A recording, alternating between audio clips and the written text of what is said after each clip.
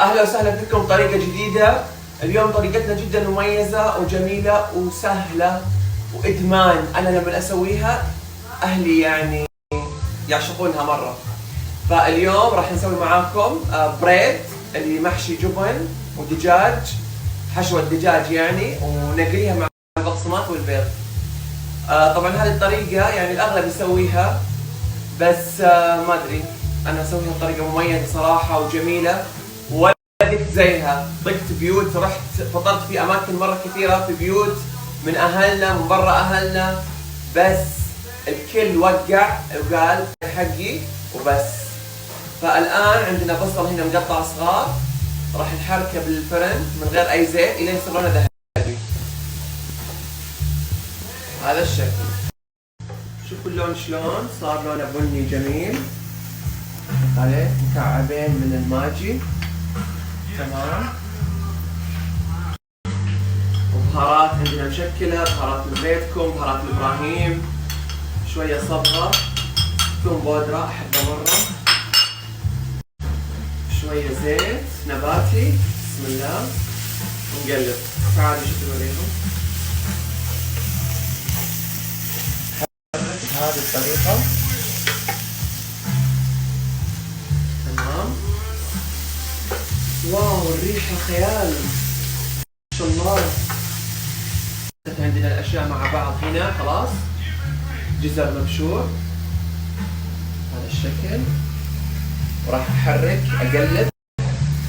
طبعا هذه الطريقة لازم انكم تسوون البصل صح، تحمسونه يصير لونه ذهبي، ما تستعجلون عليه عشان ما تبين طعم البصل ني.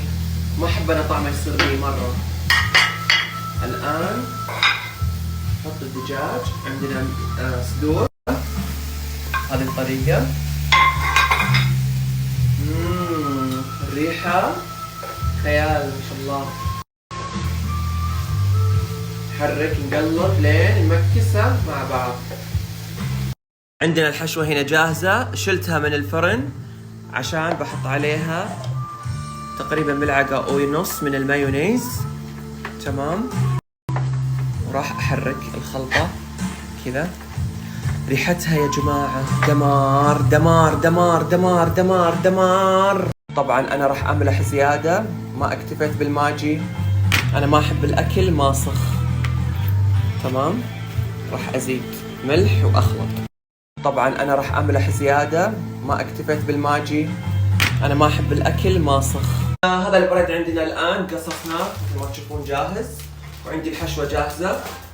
راح آخذ دائرتين بهذا الشكل. في طريقة طبعا أنا بعلمكم إياها، لأن الحين يمكن يشوف بعضكم الفيديو يقول إيش فيه هذا، إحنا عارفين الطريقة، بس أنا عندي طريقة أحب إني أول شيء أكثر شوي بهذا الشكل من المايونيز، وأحط من الخلطة هذه الحشوة اللي سويناها بالنص، وبعدين إيش؟ جبن سايل أي ماركة أنتم تحبونها، تمام. ليش؟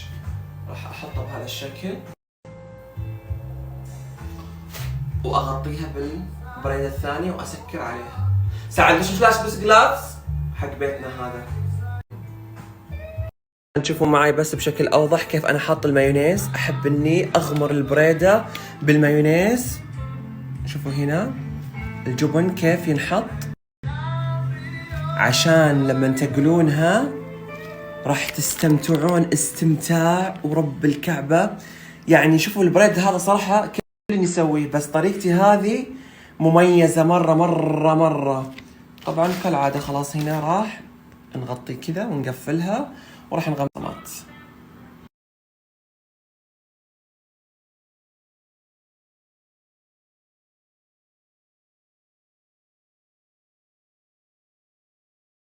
Can you imagine how many things he asked when he lost today?